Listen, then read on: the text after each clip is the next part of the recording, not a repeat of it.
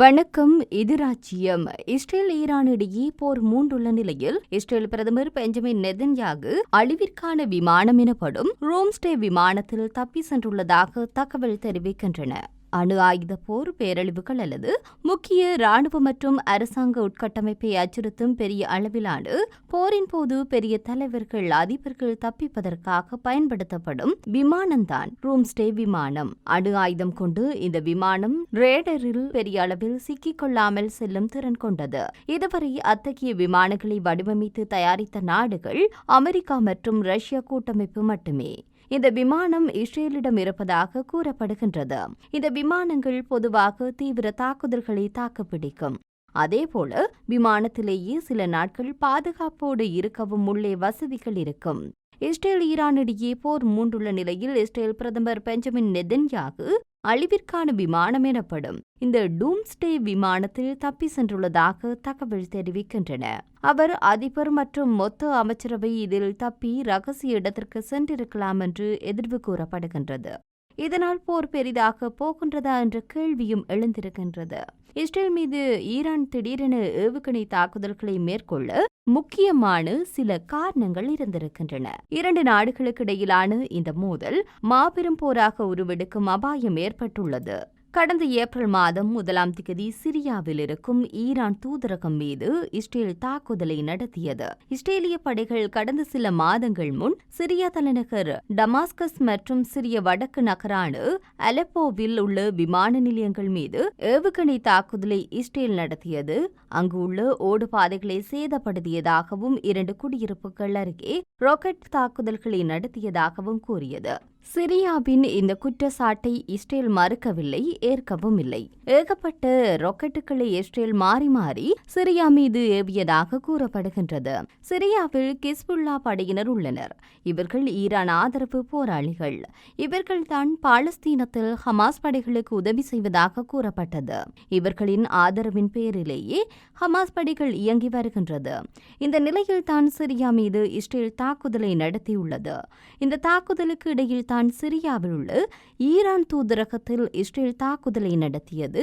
அங்கே ஈரான் ராணுவ அதிகாரிகள் கூட்டம் அப்போது நடந்தது. மேலும் ஈரானிய ராணுவ தளபதிகள் டமாஸ்கஸில் உள்ள ஈரானிய தூதரக வளாகத்திற்குள் ஒரு உயர்மட்ட கூட்டத்தை கூட்டுவது பாதுகாப்பானது என்று நினைத்து அங்கே கூட்டம் நடத்தி கொண்டிருந்தனர்.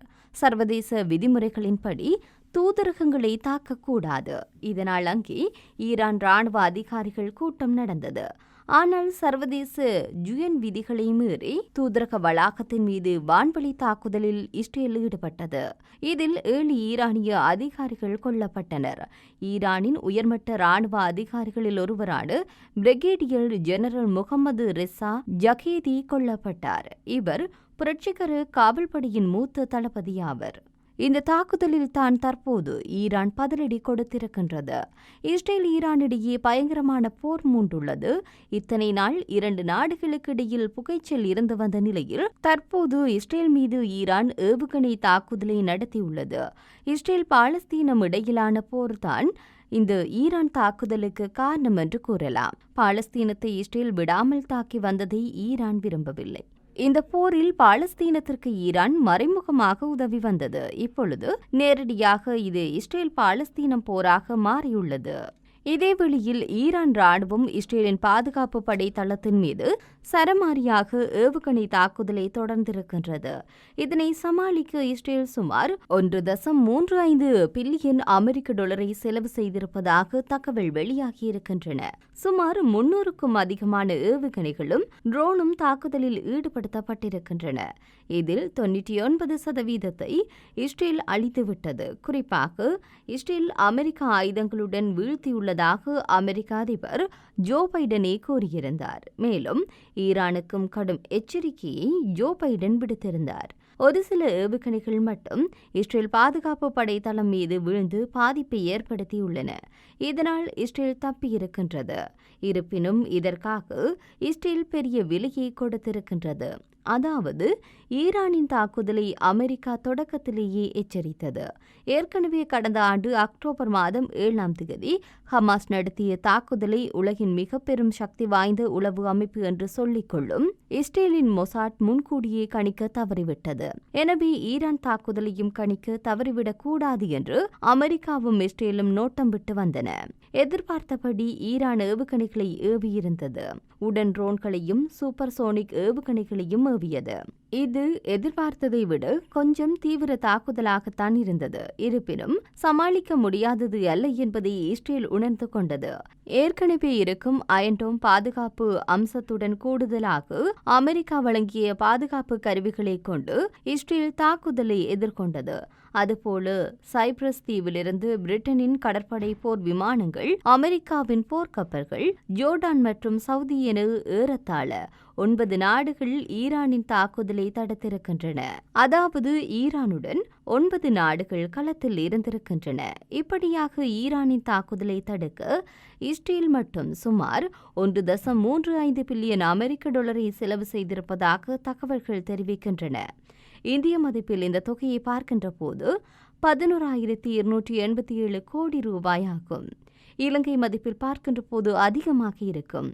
இவ்வாறான நிலைமை நீடித்தால் அடுத்தடுத்த தாக்குதலை எதிர்கொள்வதில் பெரும் சிரமம் ஏற்படும் என்று சர்வதேச அரசியல் விமர்சகர்கள் கூறுகின்றனர். இதன் அர்த்தம் இஸ்ரேல் நிச்சயம் பெரிய தாக்குதலை எதிர்கொள்ளும் என்பதுதான். ஈரான் இஸ்ரேல் இடையே வெடித்துள்ள இந்த மோதலினால் மத்திய கிழக்கில் உச்சகட்ட பதற்றம் நிலவுகின்றது.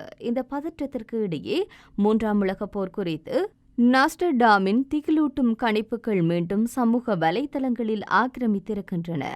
மத்திய கிழக்கு பகுதியில் கடந்த சில மாதங்களாக இந்த போர் பதற்றம் சூழல் நிலவி வருகின்றது. ஆரம்பத்தில் இஸ்ரேல் மீது இனி தாக்குதல் நடத்தப் போவது இல்லை என்று ஈரான் அறிவித்திருந்தது. எனினும் மத்திய கிழக்கில் பதற்றம் குறைந்த பாடில்லை என்றுதான் சொல்ல வேண்டும். இஸ்ரேல் ஈரானிடையே போர் மூலம் பட்சத்தில் இது 3வது உலகப் போராக வெடிக்கும் என அஞ்சப்படுகின்றது. இதற்கிடையே 3ஆம் உலகப் போர் தொடர்பாக நாஸ்டர்டாம் மற்றும் ஆல்பர்ட் பைகே ஆகியோரின் கணிப்புகள் சமூக வலைதளங்களில் பரவி வருகின்றன. உலகம் முழுக்க எதிர்காலத்தை கணித்த வல்லுநர்களின் தீர்க்கதரிசிகளில் மிக முக்கியமான நபராக கருதப்படுபவர் நாஸ்டர்டாமஸ். பிரான்ஸ் நாட்டை சேர்ந்த இவர் எதிர்காலத்தில் உலகம் முழுக்க என்ன நடக்கும் என்பதை தன்னுடைய புத்தகத்தில் கவிதைகளாக எழுதி வைத்து சென்றுள்ளார்.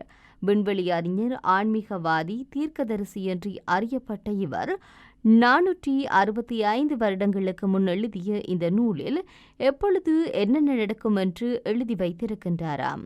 அவ்வப்போது இவருடைய கணிப்புகள் அப்படியே பலித்ததாக செய்திகள் உலா வருகின்றன. தற்போது மத்திய கிழக்கு நாடுகளின் பதற்றமான சூழல் நிலவி வரும் நிலையில் 3ஆம் உலகப் போர் குறித்து அவருடைய கணிப்பு வைரலாகி வருகின்றது. சிவப்பு நிறம் கொண்ட எதிரி தனக்கு இருக்கும் பயத்தால் பெருங்கடலை பயத்திற்கு உள்ளாக்குவார் என்று நாஸ்டர்டாமஸ் கூறியிருக்கின்றார். சிவப்பு எதிரி என்று நாஸ்டர்டாமஸ் சீனாவையும் அதனுடைய நாட்டின் சிவப்பு கொடியையும் குறிப்பிடுவதாக சிலர் கூறினாலும் தற்போது செங்கடலில் நிலவும் பதற்றத்துடன் ஒப்பிட்டு சிலர் கூறி வருகின்றனர். அதேபோல அமெரிக்க கேப்டனாக இருந்த ஆல்பர்ட் பைக் அமெரிக்க சிவில் போரின் போது, அதாவது கடந்த 1871ஆம் ஆண்டு எழுதிய அந்த கடிதமும் தற்போது வைரலாகி வருகின்றது.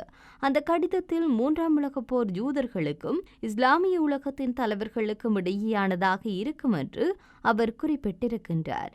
இருதரப்பும் ஒருவரையொருவர் அழித்துக் கொள்வார்கள் என்று எழுதியிருக்கின்றார். இந்த கணிப்புகள் தற்போது சமூக வலைதளங்களில் மிக வேகமாக பரவி வருகின்றன. இதேவேளையில் ஈரானின் தாக்குதலுக்கு பதிலடி கொடுக்க இஸ்ரேல் துடித்துக் கொண்டிருந்த நிலையில் அமெரிக்கா இதற்கு ஒத்துழைக்க மறுத்துவிட்டது. எனவே இஸ்ரேல் பதில் தாக்குதலை கைவிட்டுள்ளதாக தகவல்கள் வெளியாகியிருக்கின்றன. இஸ்ரேல் தரப்பிலிருந்து பதிலடி கொடுக்கும் என்று பரவலாக எதிர்பார்க்கப்பட்ட நிலையில் அப்படியான எந்த திட்டமும் இல்லை என இஸ்ரேல் அறிவித்திருப்பதாக தகவல் தெரிவிக்கின்றன. அதாவது இந்த விவகாரம் குறித்து அமெரிக்க அதிபர் ஜோ பைடனிடம் இஸ்ரேல் பிரதமர் நெதன்யாகு கலந்துரையாடியிருக்கின்றார். அப்பொழுது ஈரானுக்கு பதிலடி கொடுப்பது குறித்து நெதன்யாகு வலியுறுத்தியிருக்கின்றார். ஆனால் இந்த விவகாரத்தில் நாங்கள் உதவ மாட்டோம் என்று பைடன் தெளிவுபடுத்திவிட்டார். இருவருக்குமான உரையாடல் குறித்து அதிகாரப்பூர்வ அறிவிப்பு இருந்தாலும் என்ன பேசினார்கள் என்பது குறித்து வெளிப்படையான அறிவிப்பு இன்று வரை வெளியாகவில்லை. இருப்பினும் வெள்ளை மாளிகை மற்றும் டெல் அவிவில் நெருங்கிய வட்டாரங்கள் இஸ்ரேலுக்கு அமெரிக்கா உதவ முன்வரவில்லை என்கின்ற தகவல்களை தெரிவிக்கின்றன. ஏற்கனவே ஹமாஸை அழிப்பதாக கூறி இஸ்ரேல் நடத்திய எல்லா தாக்குதலுக்கும் அமெரிக்கா துணை நிற்கின்றது என்பதை உலக நாடுகளுக்கு நன்கு தெரியும். இந்த சூழலில் ஈரான் மீது தாக்குதல் நடத்த அமெரிக்கா உதவினால் அது நிச்சயம் மூன்றாம் உலகப் போராக வெடிக்கும். அமெரிக்காவிற்கு எதிராக ரஷ்யா, சீனா, வடகொரியா ஆகியவை வரிசை கட்டி நிற்கும். எனவே இஸ்ரேல் தன்னுடைய பழிவாங்கும் திட்டத்தை கைவிட வேண்டும் என்று ஜோ பைடன் கூறியிருக்கின்றார். இதற்கு மற்றொரு காரணமும் இருக்கின்றது. ஈரான் ஏவிய ஏவுகணைகளை சமாளிக்க 1.3 பில்லியன் அமெரிக்க டாலர் அளவுக்கு இஸ்ரேலும் அமெரிக்காவும் செலவு செய்திருக்கின்றது.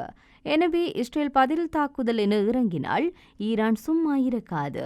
இவையெல்லாம் செலவுகளை இழுத்துவிட்டுவிடும் என்பதனாலும் அமெரிக்கா இதில் மௌனம் காக்க இஸ்ரேலை வலியுறுத்தியுள்ளது.